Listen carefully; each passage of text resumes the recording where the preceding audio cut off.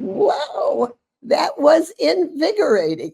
We've got temperatures up to 90 in the great Northwest today, so I'm glad to have a little splash of water here and there.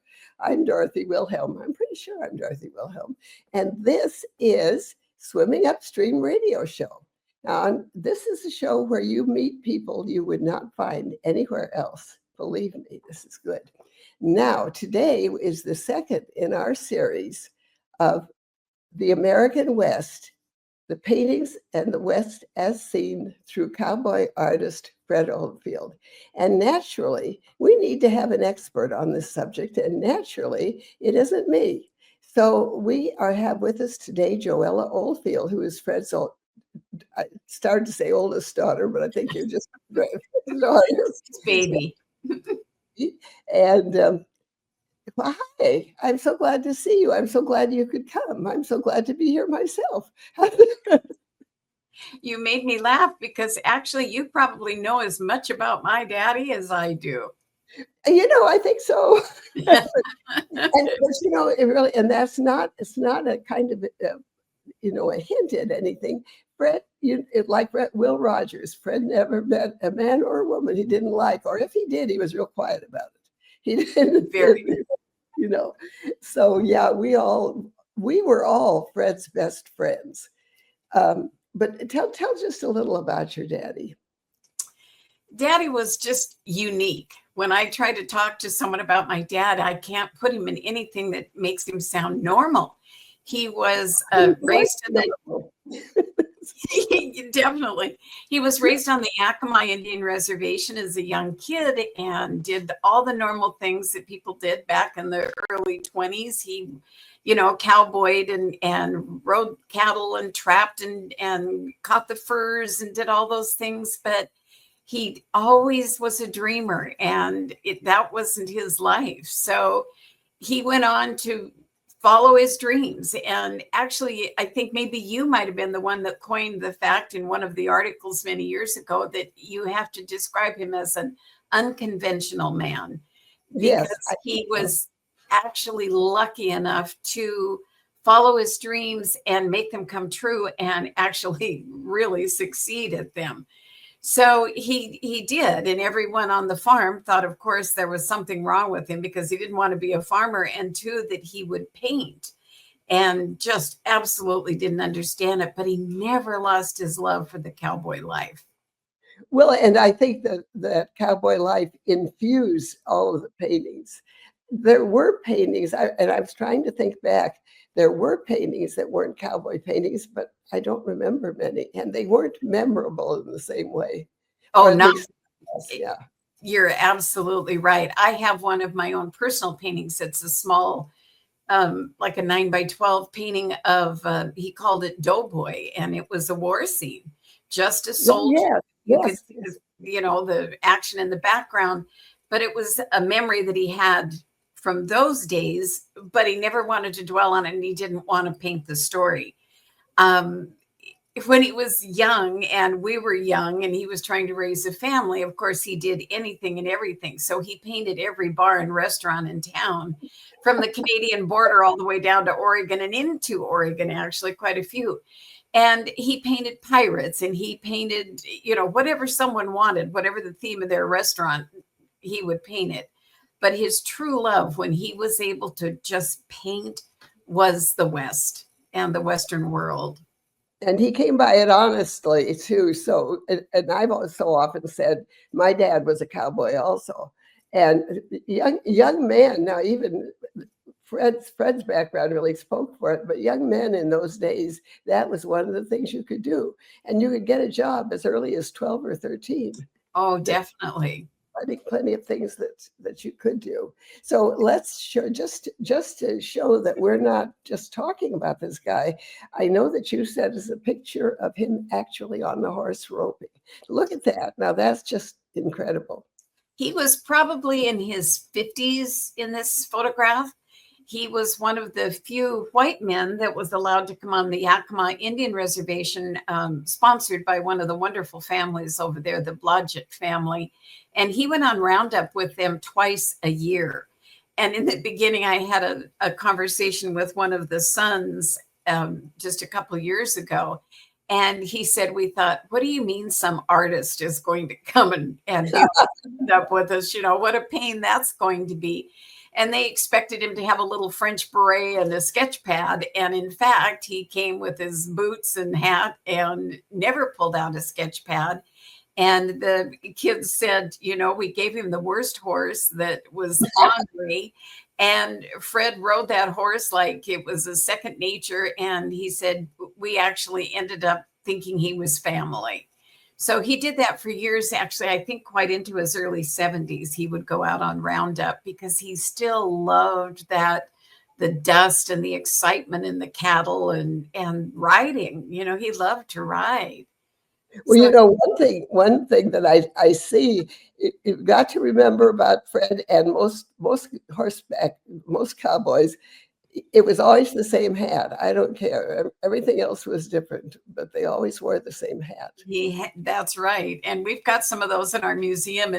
And one of them, there's a cute story about the Indian kids. When they came in one afternoon, it was late and hot, and Dad laid down and put his head up against a log, pulled his hat over his face. And he said, all of a sudden he could hear the shuffle of little feet and giggle. And he said something instinctively made him flip his hat off. And as he did, it blew up.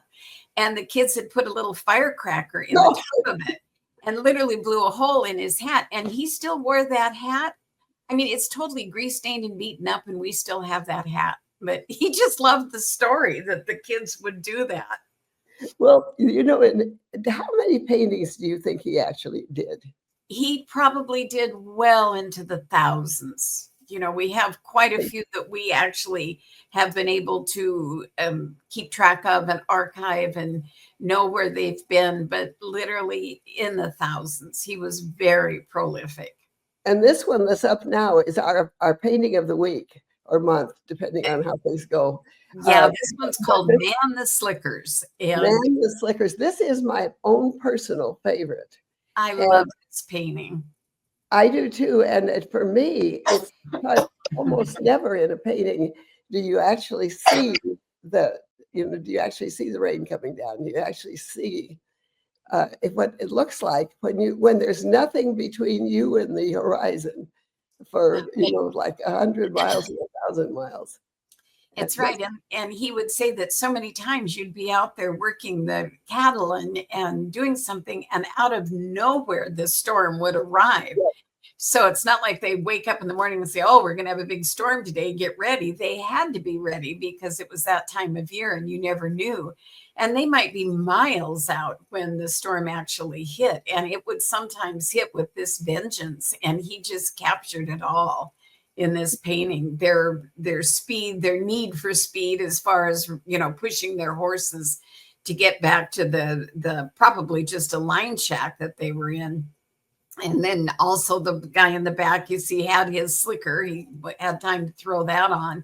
But mostly they just pulled their collars up and the hats down and hunkered in and rode. So, this one is beautiful. They were big hunkerers, I remember Fred telling about when he was a teenager still and a cowboy, that it would be so cold at night in the winter. In the Northwest, believe it or not, it gets very, very cold. And he said they would actually dig a hole and bury the coals from the fire and then lay down on it, or just spread out the coals and wait till it cooled just a little. And yes, you did have little burn holes in your clothes, but oh well, never mind. At least you were warm. It's true. It's true. He did that when we were kids, when we'd go camping. So now, which is this one? This is Daddy's memories of being a kid and how quiet and peaceful it could actually be on the range. He'd be out watching the cattle and there'd be nothing to do but daydream.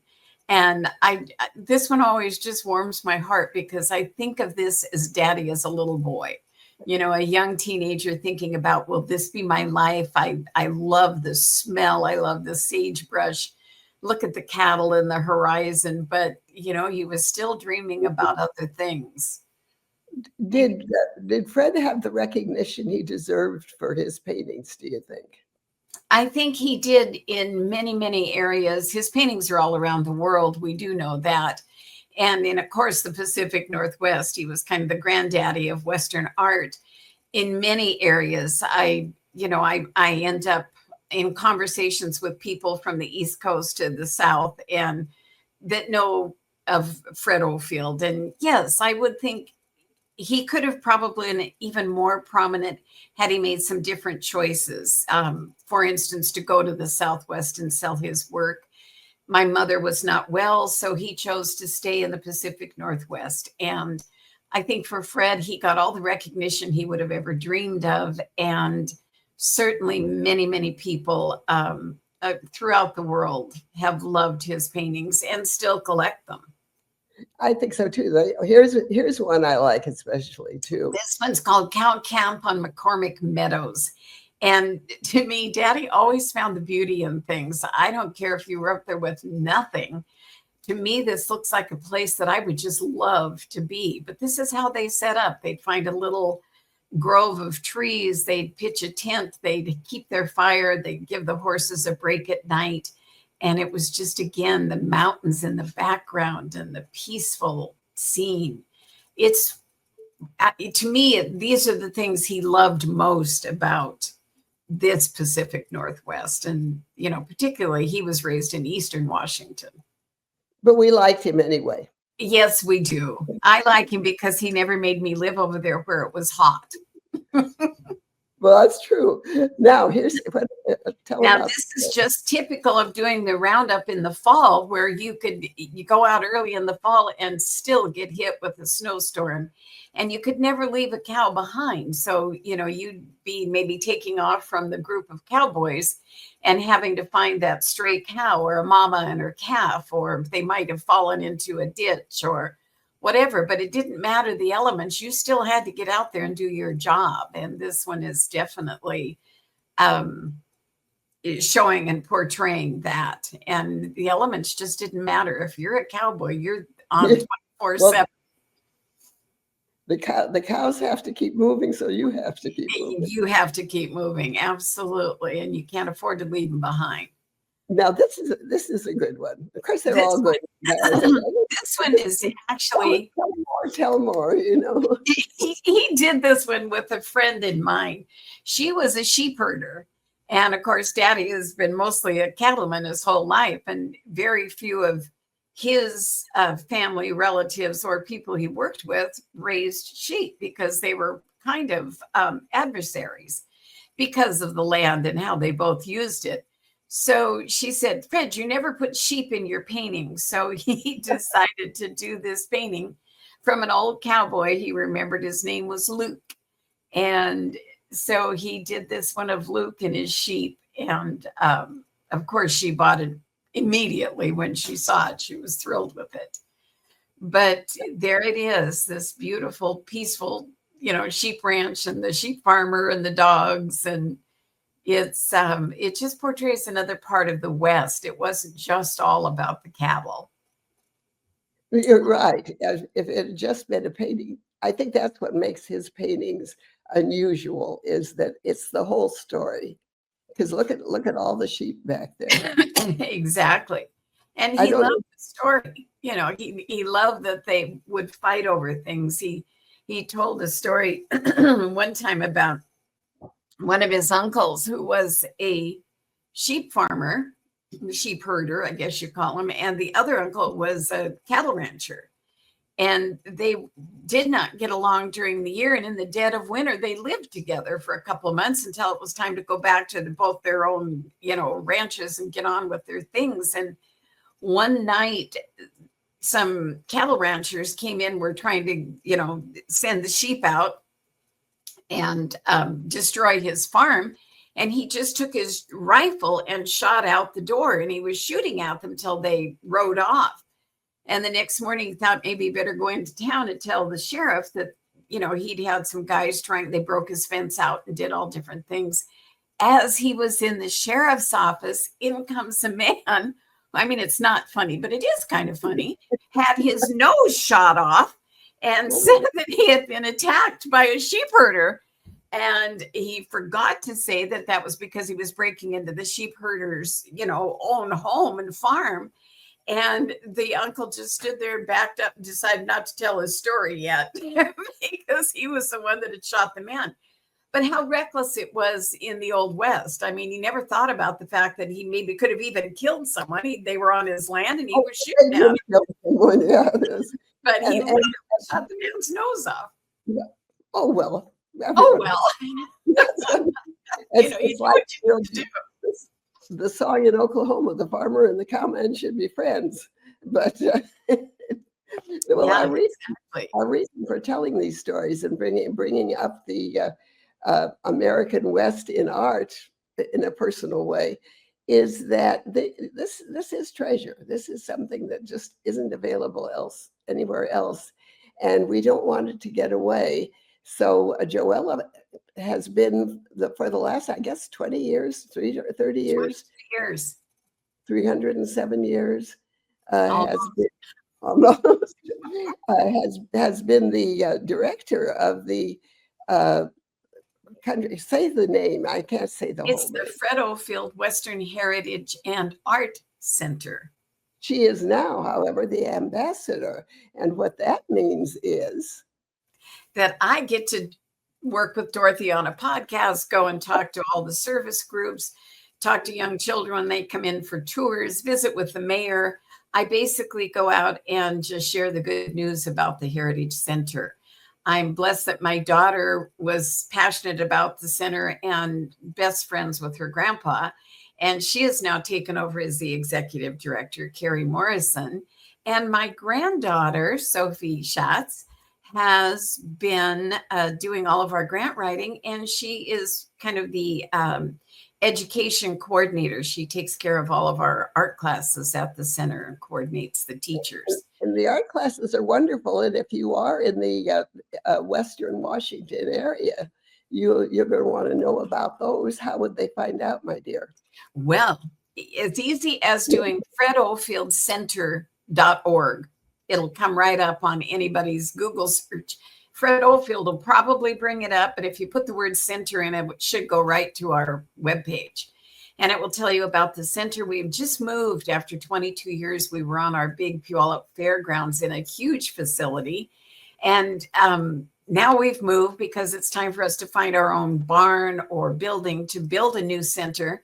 But for the temporary interim period of time, we are in a big old house just around the corner from the fairgrounds, and the children are loving it for the classes. So the teenagers have taken over the basement. That's their private area. The theater kids have taken over the upstairs because it's very dramatic up there. It's very fun. And then every bedroom and living room are different art rooms, art classes. And we teach from 3-year-olds to 90-some-year-olds. So what are they painting, or what are they learning? Well, we've added the drama and the theater. We had dance at our other facility, but our house is not large enough for a dance class yet. So when we come back with our new museum, we'll reincorporate the dance classes. But in the art classes, they get to learn every medium. They learn the 7 principles of design, and they learn color and vanishing points and shading. And it's just amazing to see what these little people can create. We just had our student art show, and truly there is a couple paintings I would have purchased if the children had wanted to sell them. They were beautifully done. We don't hire teachers just because they're a teacher. We hire professional artists who can teach because they understand the art world. They understand what's really needed to flourish in it. And the kids respond so well. And we have a huge population of special needs children with us, and many of them on the autistic spectrum that are brilliant young minds, but don't communicate the same way you and I do. And what these children can accomplish, because in the art world, if nobody's telling you to do it just like your instructor, there's no way to fail. And so it's a very safe environment for children that are always being told they're not doing it right or they don't fit a mold. And so it's been amazing to see the growth in these children. But actually, My turn, my turn, my turn, Yes. my turn, my turn. But this is where you're supposed to tell about how you're looking for a new facility, and our audience can help. Oh, they certainly can help. It's amazing to me that there are so many, we're so connected and we don't know it. But That's what we're right. actually looking for is somebody's old barn, or someone has a building that they're not using anymore. Maybe they've had a store and they finally retired, or and that they would like to give back to the community. We're not asking for it for free, of course, but we need to, Although, although that would be just a huge blessing. We are looking for that facility that will house not only the museum. We have over 100 of Fred's paintings to have on display at all times for the public to enjoy, and the children to use as examples within their teaching. Also, we have hundreds of Native American baskets, beading artifacts, incredible gifts from our Native friends. And we have no place to showcase these right now. They're all in storage in a climate controlled environment, but it's time for us to find that perfect location that will house classrooms and a museum. So if any of you know of buildings or barns or some shed that you think is big enough that, perhaps it was a mechanic's place, we're open, and we have fabulous volunteers that will help us build it into a museum. So we would love to hear from you. well, that's exciting. I'm excited. And I hope that we will hear some things, but wait, as the guy says on television, but wait, there's more. Because actually, Joella and her dad, and nearly me, Joella and her dad wrote a book. And I don't suppose you have a copy there anywhere. I'd forgotten. Not within arm's reach right now. It's Well, called talk about Better the Than book. I Deserve. And Dorothy is being very humble when she says nearly her. She was my straw boss from the first moment to the last. And truly, this book would have never been written without Dorothy. And it turned out to be amazing. It's like a coffee table book. It's over 200 pages, way over 100 pages of color, has hundreds of Dad's paintings, and it tells his true story, who Fred Oldfield really was. And I don't know, Dorothy, if I've told you this yet, but a couple bought his book. They took it home and read it. They had not met Daddy. They were new to the area, to the museum, and they enjoyed it so much. They bought one for his dad, I believe it was. And then after they both read it, they said, let's read this over breakfast. So they would take turns reading it to each other. And they finally said, you know what? We just have to have a Fred Oldfield. And they came down and bought a beautiful painting of Dad's and hope to get more for their collection. But they said by the time they finished the book, they felt like they really knew Fred. And to me, that was just the biggest compliment we could have accomplished. So, Well, yeah. in fact, we ought to maybe next month we should look at the book a little bit. And Okay, we can do that. That will be fun. And in the meantime, if people are interested in the book or have an idea for a museum or want to give away 2 or 3 children,